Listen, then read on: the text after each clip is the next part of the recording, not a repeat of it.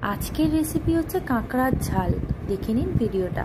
কড়াইয়ে সামান্য তেল দিয়ে সামান্য পেঁয়াজ কুচি দিয়েছি, আর পেঁয়াজ, টমেটো, আদা রসুনের একটা পেস্ট বানিয়েছি সেটা দিয়ে দিলাম। দিয়ে দেবো নুন, ভালো করে নাড়াচাড়া করে দিয়ে দেবো গুঁড়ো মশলা, হলুদ গুঁড়ো, লঙ্কা গুঁড়ো, ধনে গুঁড়ো, জিরে গুঁড়ো দিয়ে ভালো করে কষিয়ে নিলাম। কাঁকড়াগুলোর কাটার ভিডিওটা দিতে পারিনি, কেননা কাটতে গিয়ে এত ঝামেলা হয়েছে যে কাটার ভিডিওটাই করা হয়নি। তো এরপর ভেজে রাখা কাঁকড়াগুলো দিয়ে দেবো।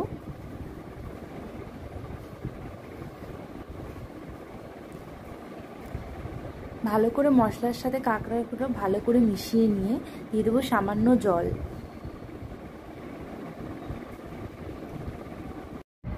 এরপর দিয়ে দেবো সামান্য টমেটো সস। টমেটো সস দিলে এই রান্নাটার টেস্টটাই পাল্টে যাবে। তো এরপর ঢাকনা দিয়ে কিছুক্ষণ রেখে গরম মশলা দিয়ে তৈরি।